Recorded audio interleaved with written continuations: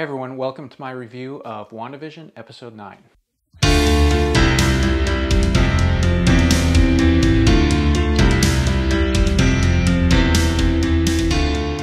Alright, so we've made it to the end of Season 1, perhaps the only season of WandaVision, and I have a lot of thoughts, both positive and negative, about the show.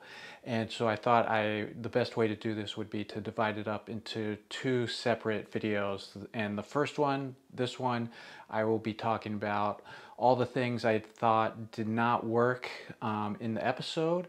And then if you want to hear all the positive things, you can just stop right now and go click on my other video, which will be all the things that I really enjoyed about the show. So for as much as I enjoyed the show all the way through, especially through those middle episodes, there's actually a lot that in the end, looking back, I just didn't think were up to the quality that I would expect from the MCU, especially coming off of Mandalorian Season 2. I had very high expectations. I'm sure all of you did as well. And so not everything came off the way that I had hoped. And so right off the bat, one of the biggest disappointments, negatives about the whole series was acting director Hayward. He was just in the long line of underwhelming MCU villains. He ranks right up there near the top. They built an entire season around this character where he wasn't ever really meant to be the A villain. He was always meant to be the B villain. But even for a B villain, someone that was going to be there consistently throughout, and I guess not throughout because he didn't show up until episode 4. But once he was there, he was, a prime motivator of the plot from outside of the Hex. And I mean, what a huge zero. You would almost think that he was in the show to be a satirical villain, that he was representing all of the cheesy action television bad villains that didn't really have any clear motivation except to be the bad guy. And he certainly was the bad guy, but he was so uninteresting. He was just really a cookie cutter villain. There's nothing essential or unique or special about his character. We don't understand why he was being a jerk. There was no interior life, nothing. It was so basic, and if it weren't for the fact that there are so many other examples in MCU movies where the least interesting part was the villain, if it weren't for that, I would think that there was some kind of meta point going on, or maybe they're making fun of themselves. I don't know. But you could have put anyone in that role, in that character, and it wouldn't have mattered because there's nothing about the character or the actor playing him that was in any way essential or interesting. And so that was a huge disappointment. And because he was meant to be the primary antagonist until we got the big reveal about Agatha, he was in there a lot and had a lot of weight to carry, and so they just could have done something more interesting, more creative, and so that was a big letdown. But you've heard me complain enough about acting director Hayward if you've listened to any of my other reviews, and so let's get to what really was the big main problem with the show, which was all of the misdirection, all of the red herrings, it was a huge letdown when we got to the finale, and all of the different theories and possibilities of what was going on. It wasn't that the things that we predicted were incorrect, or that my predictions didn't come off. I don't want my predictions to always come off. I want to be surprised. It's that they built in all of these misdirections that led us to believe something big was going to happen, and they all just turned out to be misdirects, red herrings, literally. Not literally, there was no actual red herrings, but you understand that we got the impression that there is all these clues that something was going to happen, and they made them very obvious, and then when they didn't pay off, it was like, WTF, like what was going on? What was the point of all that? So let's just get to some actual examples. One of the biggest ones was obviously Pietro. Another one of the biggest ones was Ralph. Who was Ralph going to be? He was referred to throughout the series from, I believe, episode 1. And it turns out that they were the same person, the same non-essential, unimportant having no big reveal, nothing to do with the story overall. Just he was just some random guy named Ralph Boner, and had nothing to do with the Pietro from the X-Men universe, and nothing to do with any of the predictions that he might be Mephisto or, any other kind of big villain. And again, it's not that our predictions turned out to be wrong, it's that they let us make those predictions so obviously. They left all these clues, all the hell references. Just the fact that they brought Evan Peters in at all was just this huge event, and then for it to turn out to not matter at all, and not even to be really explained in any real way.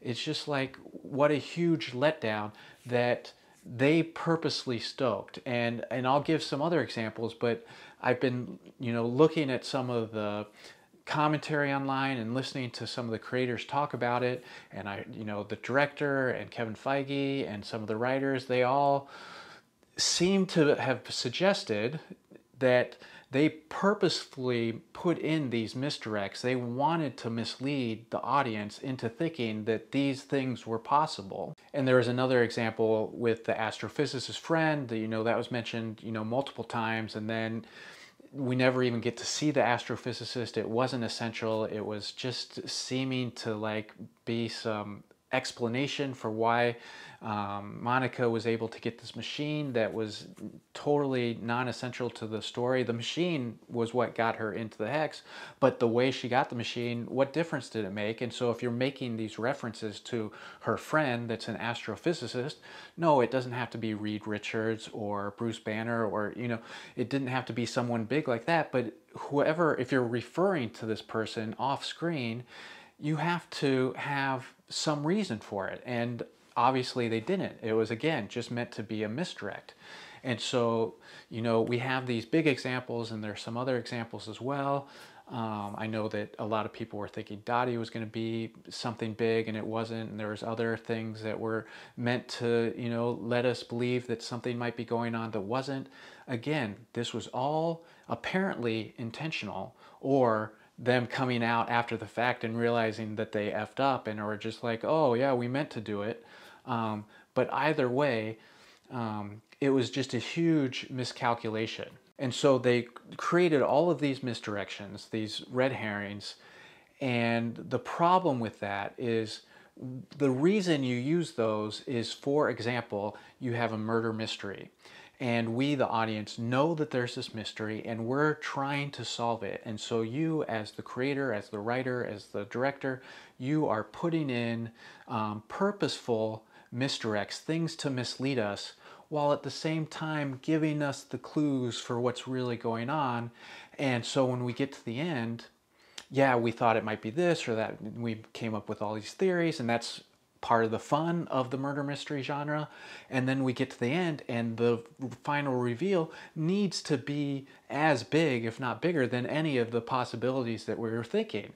It needs to be that, no, it was all of them that were in on the murder, or whatever it is. It needs to be something big.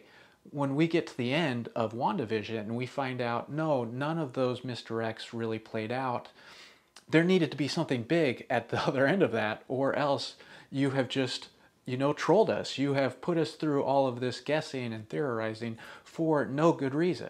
And so what that gives us is that we get to the end, and it really turns out to be pretty anticlimactic. And it's anticlimactic for a lot of the characters in the show.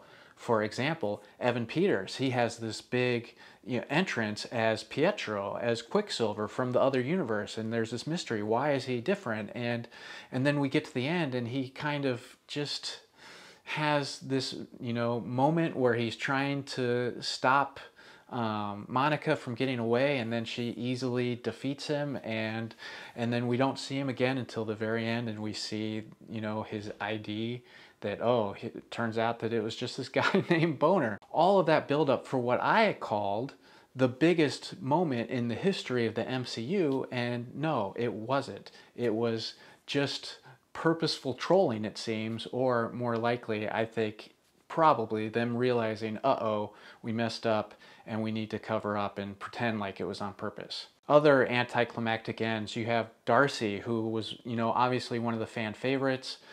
She barely figured in the last episode. She had one moment where she drove in with the car, and then they even at the very end were like, where's Darcy? And oh, she took off. They didn't even have the courtesy to include her in any of those final scenes. Obviously, they had too many loose ends that they couldn't tie up all together, and so they had to just write her out of the show. Even Monica's end, was pretty anticlimactic. And before we get to the end credit scene, just, she comes in, she saves the kids, but did she really need to save the kids? Because we're still in the hex. Even if the kids couldn't have, avoided the bullets, and that seems unlikely since they are pretty obviously way more powerful than not just Monica, but, also Wanda. They may be the two most powerful mutants in the MCU. I guess they aren't technically mutants, but you know what my point is we know from the comics that they are hugely powerful. They certainly could have avoided a few bullets from acting director Hayward. And so for a lot of these characters, even Jimmy's character, he did have a little bit of a moment where he brings in the FBI, but again, was that really necessary? It just seemed perfunctory. And so for all of these characters, the very real situation, the very real takeaway that we're getting is that their best moments were all in the middle of the series. None of these, favorite characters, these important characters to the story, had their best moments in the last episode. That's a problem. No matter how you look at it, no matter what you were trying to do as a show, as a writing team, to have all of the best moments happen midway through the series and for the finale to be mostly a letdown, that's not going to cut it. And so then getting to the end credit scenes, even those were, pretty non-essential, and they didn't in any way match up to the big reveals throughout the show. And so as we're getting near the end of this review, I promise, I just want to give one example of a possible version of the show that I think would have been better. I'm not saying it's the only way they could have improved it, but just as an example, what if, as we're getting through the end of the show, they wrapped it up as if it was a cheesy sitcom. And so you have Wanda come in and she fixes the memories of all the traumatized people so they don't remember it. And you have a really cheesy resolution with all the FBI and secret agents, and they're putting handcuffs on acting director Hayward, and there's some really obviously meant to be cheesy dialogue and maybe even some freeze frames. And so to go along with the theme of the entire show, she is wrapping it up using her magic that has, advanced thanks to, her overcoming Agatha and learning more about her power. She is able to set it right for all of the other people. And so anyone on the outside, any of the law enforcement, whether they're the good guys or the bad guys, they all get this really cheesy sitcom end where everything is good and it's like, yeah. And so then we're not left with any of the lingering oh my God, she tortured these people for, for however long they're in the hex.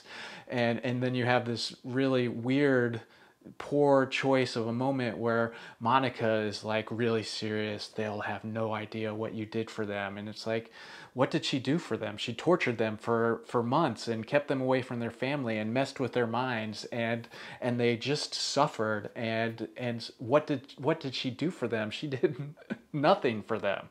All she did was ruin their lives. And so what a weird choice that was.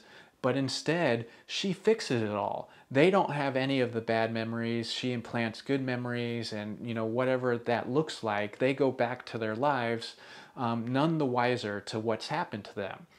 And so yes, there are some ethical issues along with that, but that's kind of the point, is we continue the satire of the sitcom that always ends on a happy note and everything gets tied up in the end. And so I think you can all envision what I'm talking about, no pun intended. And but then we get those final moments where it's just the family. It's just her and Vision and the two kids, and then she has to say goodbye.